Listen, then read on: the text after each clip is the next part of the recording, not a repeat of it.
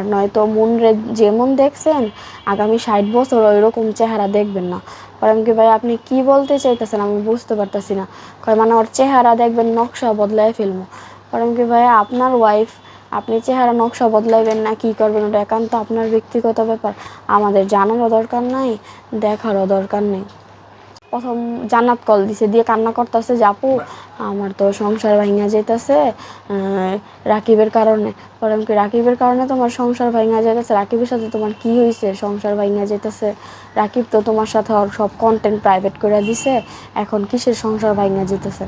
তারপরে বলতেছে আপু এই হয়েছে, একটা মেয়ে কমেন্ট করছিল, আমি কমেন্ট রিপ্লাই করছিলাম দেখে আমার হাজব্যান্ড সন্দেহ করতেছে যে রাকিবের ওয়াইফ কমেন্ট রিপ্লাই করবে, যে রাকিবের কেন মেয়েরা কমেন্ট করে, সেখানে তুমি কেন করছো?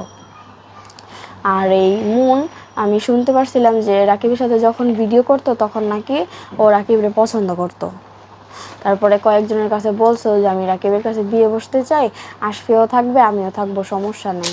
রাকিব তো বলছিল, রাকিব আমাকে বলছে। পরে তারপরে রাকিব বলছে যে দেখো আমার বউর সাথে তোমার বোনের মতো একটা সম্পর্ক, আমার বাসায় আসো যাও, এখন তুমি যদি এইগুলা বলো এগুলা কখনো মানার মতো না।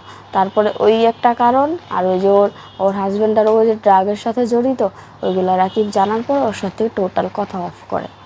তারপর ওই যে কমেন্ট নিয়ে কথা বললাম ওইটা হয়েছে।